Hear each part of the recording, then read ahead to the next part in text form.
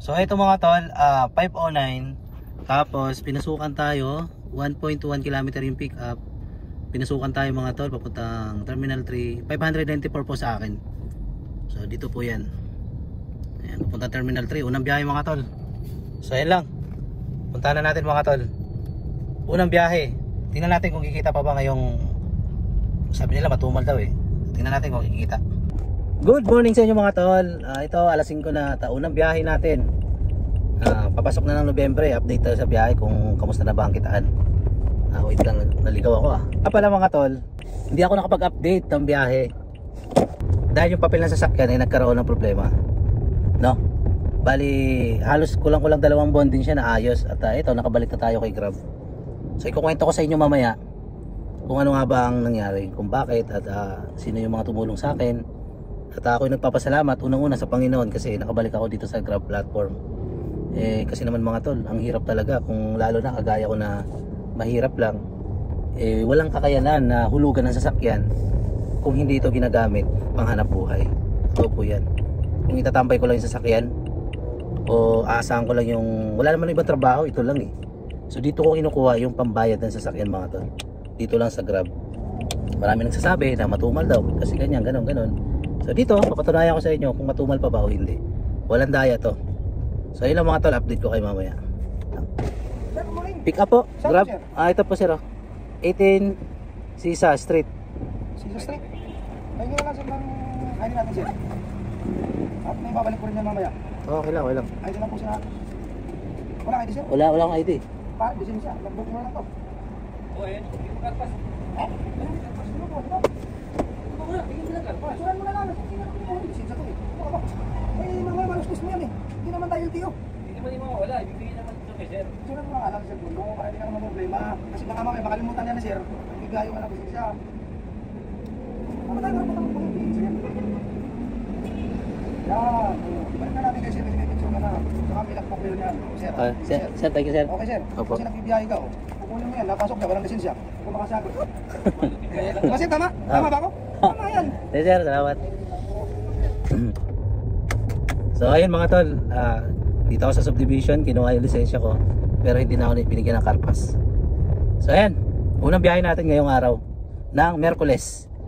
Papatapos na po ang October, magiging November na. So ayun mga tol, unang biyahe. Update ako mamaya. So eto na mga tol, 6:24. So dumaan kami ng service road kaya medyo natagalan yung biyahe namin. Nandito na ako sa Terminal 3 mga tol. Yan, so bali yun, tingin-tingin muna tayo dito ng sana pasukan tayo mga tol. Bali ang kinita natin ngayon ay 594 at unang booking natin yun 594. So yung mga tol, Terminal 3. Grabe ano. Good mga tol, bali nangyari pala sa akin kaya hindi ako nakapag-upload sa aking YouTube channel. Nagkaroon kasi ng problema yung papeles ko. So ayan, pinasukan na tayo mga tol. Departure gate. Yun, dito lang mga tol. Gate 5. Sumobra ako. Gate 5 mga tol. Sumobra ako. Wait lang, pinasukan ako mga tol. Nasa ano sila? Nasa gate 5 sila. So ito mga tol, pinasukan ako dito sa Terminal 3, gate 5 din. So arrive na natin. Tapos sabihan natin na I'm here. Gate 6. Yan, gate 6. Nandito na tayo mga tol. Yan, John Young. Papunta ba to saan? Marikina. Tingnan natin. Okay, so antayin na natin mga tol. Gate 7 tayo to, gate 5 natin. Gate 6 tayo mga tol. So pangalawang biyahe natin. Yan. Wait lang, tatawagan ko lang foreigner to eh. So ayun mga tol, bababa tayo ng arrival. Ayan nasa arrival daw siya, tapos ang pili niya departure. Pambihira itong pasahero na to. So pupuntahan natin yung pasahero natin mga tol, pambihira. Ang book niya nakapin sa departure, nasa arrival pala siya, pambihira talaga. Dapat ang discarded nyo mga tol, kapag may nag-book sa inyo, papa-departure man yan o arrival ang pinin nila na pick up point, i-chat nyo muna kung nasaan sila, no? I-chat nyo muna kasi kagaya nito, ang pinin nila departure pero nasa arrival sila. Yung departure po kasi nasa taas yun, nasa second floor yun. Yung arrival naman nasa ground floor yun, nasa baba. Kaya kung ang kagaya nito, ang pinin nila departure, nasa departure ako. So bali ang mangyayari, iikot ako ng 2 km mula departure terminal 3 hanggang arrival terminal 3. Nasa 2 km yan mga tol ang iikutin nyo. So okay lang sa akin kasi nanggaling naman talaga ako sa departure at doon ako nagbaba. Nagbaba ako ng pasahero doon, di ba? Yung unang pasahero ko. So ayun lang mga tol, puntahan na natin tong pasahero natin. I-pick up na natin papuntang ano pala ito eh, Marikina. So doon sa maganda yung pupuntahan natin, Marikina, maraming pasahero doon. At eto na nga mga tol, 7:22 na at ang pati pasahero ay nandito na. Naibaba na natin, drop off na natin at yung toll niya ay 35, i-add na lang natin yan. At naka-grab pay siya. So yun, antay ulit tayo ng booking. Nandito na tayo sa Marikina. So ayun mga tol, antay tayo ng booking. Bali naka-2 booking tayo. Naka 1,069 na tayo mga tol. 2 booking yan. So yun, abang-abang ulit mga tol. Bali ang gagawin ko, lalabas ako dito ng village. So ayan. Nga pala mga tol, pag-usapan pala natin yung nangyari sa akin, kaya hindi ako nakabiyahe ng halos 2 buwan. Kaya wala akong upload. Yung sasakyan ko kasi, di ba, assume to. So ang nangyari, ang dating may-ari nito mga tol, hindi nag-comply, hindi nagpasa ng requirements para sa CPC. Ang nangyari, yung PE niya, hindi niya nirenyot at ang malupit pa no, na-dismiss yung case number ko, pambihira. Nasuspindi ako mga tol, na-dismiss yung case number ko. So sa mga nagbabalak dyan, babala ko lang sa inyo, sa mga nagbabalak dyan kumuha ng mga assume balance tapos hindi nyo pa kakilala yung may-ari ng sasakyan, tapos inassume nyo, oo, sabihin na natin legit yung prangkisa niya, may PE siya, legit. Paano na lang mga tol kung ang PE nyo nag-expire, no? Nag-expire yung PE nyo, kaya mangyayari nyan, madidismiss po yan. At sa totoo lang tayo mga tol, base sa aking experience, hindi na po uso ang renew ng PA lang. Dapat po talaga ay mag-comply ka para sa prangkisa o yung tinatawag nila na CPC. Yan. Tapos kapag nag-renew kayo ng PA, dapat hindi yung kung kailan nag-3 buwan na saka mo i-renew. Naku po, hindi po pwede yung ganun mga tol. Kailangan 2 buwan pa lang, kailangan mo na i-renew yung PA nyo para hindi kayo abutan ng expire. Pag inabot kayo ng expire at nag-extension kayo ng PE for extension tapos hindi na tinanggap, na deny, ano ba mangyayari nun? Dismiss. Alam mo ba kung ilang buwan naabutin yan? Yung kakilala ko, taon na ang inabot, di pa nakakabiyahe kay Grab, di pa lumabas yung prangkisa niya. So sa akin, awa ng Panginoon, nagawa naman ng paraan. Kumbaga kahit pa paano nakabiyahe na ako kay Grab. So ayun lang mga tol. So nakadalawang biyahe pa lang tayo. Bali mag-aabang pa ako ng booking. Bala na kahit saan. Bali ang tekniko dito para tuloy-tuloy ang booking, huwag muna kayo mag-reject. Tuloy-tuloy lang, accept na lang, accept lang. Ganun talaga mga tol. Kahit sabihin natin pa isa-100 yan, may ipo naman yan. So yun lang mga tol, abangan natin yung mga susunod pang booking. Titingnan natin kung makakabagkano tayo ngayon. So ayun nga mga tol, andito nga pala ako ngayon sa Cubao. So bali, may pasahero kasi ako na galing dun sa Quezon City papunta ng Cubao bus terminal. Tapos lumapit ako dito sa may malapit sa Araneta. Marami kasing condominium dito kaya dito ako mag-aabang. So, bali mga tol, ang oras na ay 8:47 mga tol. Bali naka 1,459 na tayo mga tol at naka-4 na tayo na booking. Hindi tayo nakapag-vlog. Yung 2 booking din natin na i-vlog kasi malapit na yung pick up tapos halos sunod-sunod pa kaya focus muna ako sa driving. So yan, nag-aabang tayo. Bali nandito tayo mga tol.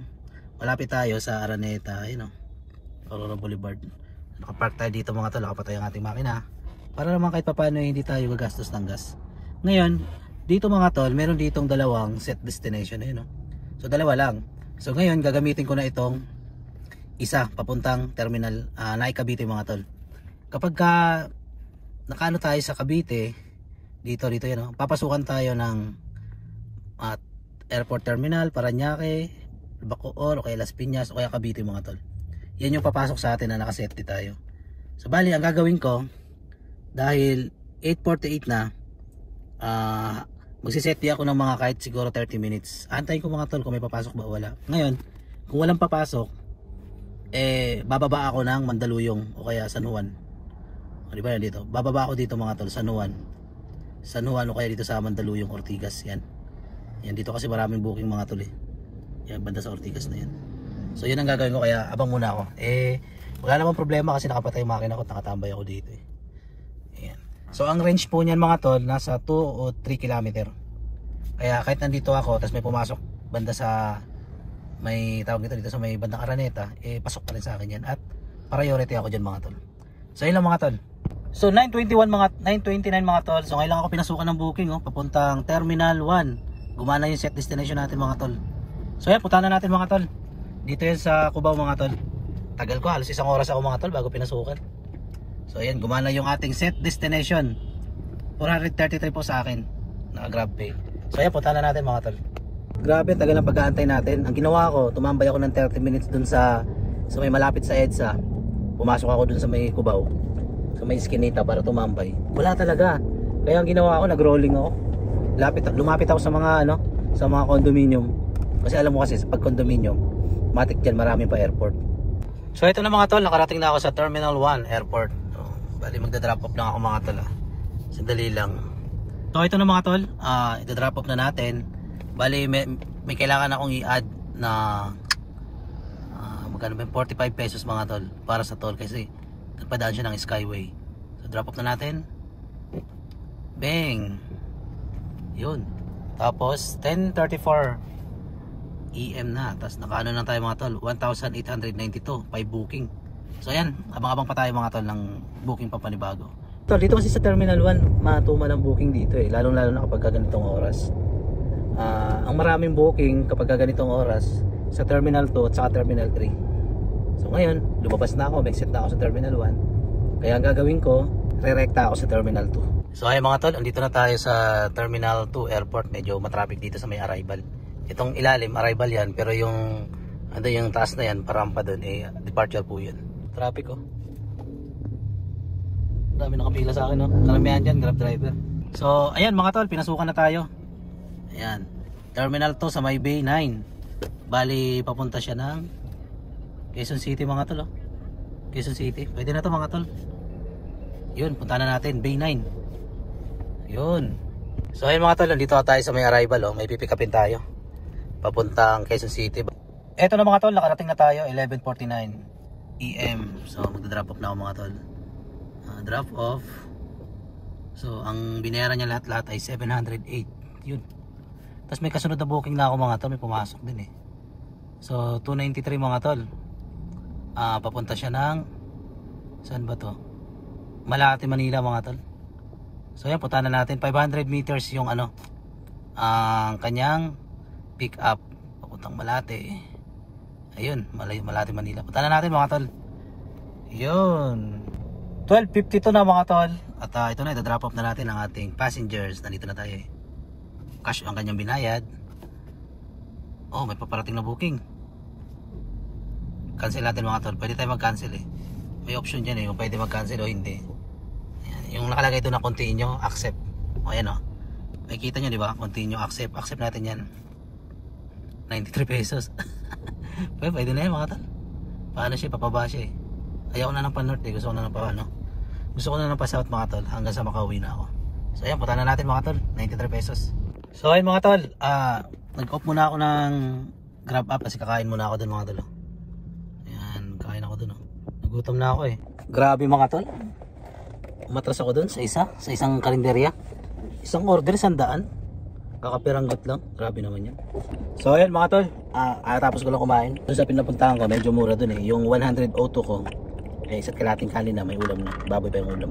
Kaya magbaan kayo ng ganito. Pagka inaantok kayo, kahit pa paano, mapapawa yung antok nyo. Tapos pagkatapos kumain, hindi kasi ako nag-iossi, hindi na nanigarilyo. Ayoko ng baho nun. So ito na mga tol magsiset din ako at naka 2,820 na tayo. Set din na tayo pa uwi. Dalawa na lang to Wawa tanay.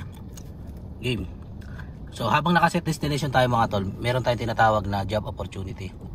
Ito yun mga tol Ito sa'yo. Ayan opportunity alerts. So ibig sabihin kahit naka set destination tayo, pwede pa rin tayong pasukan ng booking na hindi pa uwi kasi meron kasi job opportunity.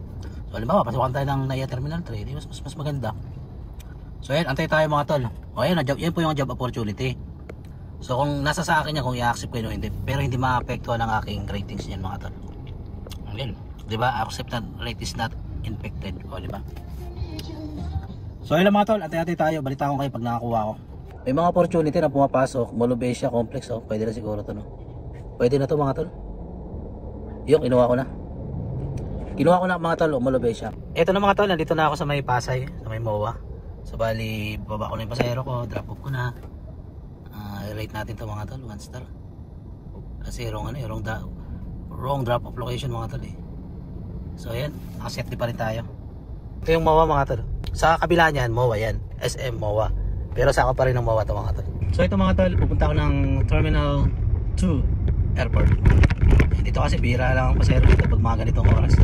Alas 2 pa lang, 2:05. So ayun na mga tol, andito na ako sa Terminal 2 222. At ito na 348 mga tol, papuntang malapit sa C6 mga tol. So kunin ko na to kasi pauwi na rin to eh. Parang on the way na rin to papunta dun sa lugar namin, pauwi. So ayun mga tol, game 3:02 na mga tol. So nandito na tayo sa ating drop off location. At atin ang ida-drop off. Meron siyang tol mga tol 117. Dami naman ito. 117. Sagot po na pasahero yung mga tol. So yun, Grab Pay. Pak. Yun. Uy, may opportunity na pumasok mga tol, oh. Saan ba to? Punta Paranaque. So pwede natin hindi kunin yan, hindi maapekto ng ating ratings. Naka 3,331 na tayo mga tol. 3,000. Meron tayong 10 bookings. So gagawin ko mga tol, gagapang-gapang na ako pa unti-unti. So dun pa ako mga tol eh. Bandang Rizal pa ako eh. So okay na yan. 303. So ito na mga tol, pinasukan na tayo ng papuntang Taytay. Ayan o, 466. Papuntang Taytay mga tol. Yun, nakakuha tayo mga tol ng pang uwi. Taga Taytay kasi ako mga tol eh. Ayan, Taytay. So ayan, punta na natin mga tol. Game. Dito ang baba oh. Yun, punta na natin yan mga tol. So ayun mga tol, nakakuha pa tayo ng pang uwi. So yun dyan sa baba na yan, C6 na yan eh. Dito tayo kukuha ng pasahero mga tol. So ito na mga tol, 4:30 na ng hapon. At ito na yung ating end na biyahe mga tol. Yan, bali binayaran ako ng cash at kulang sila ng 10 piso. Eh ayos lang yan. Yan, 10 piso lang naman mga tol eh. So bali nakaset di pa rin tayo. Aba, may pumasok pa mga tol oh.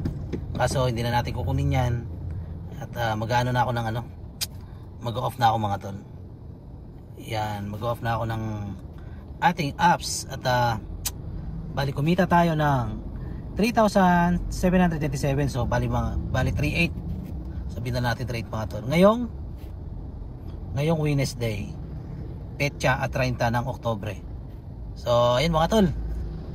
Yan, uwi na ako. At ang gas natin kanina bago nag-umpisa dito mga tol eh.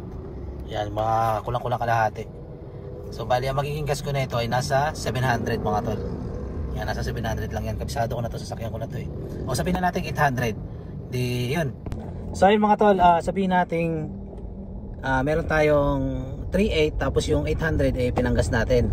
So bali pumapatak, meron tayong 3,000 malinis no. Yan. Ngayon, yung 3,000 malinis na yon, itatabi ko yung 1,000 para sa maintenance at panghulog ng sasakyan.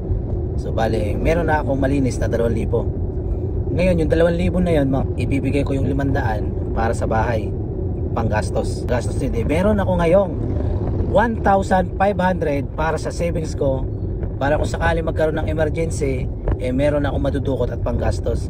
Syempre kasama na rin ang panluho doon. Ano ba yung mga panluho mga tol? Panluho sa mga sasakyan, mga accessories, ganoon. So ganoon lang. Meron tayong 1,500 na savings.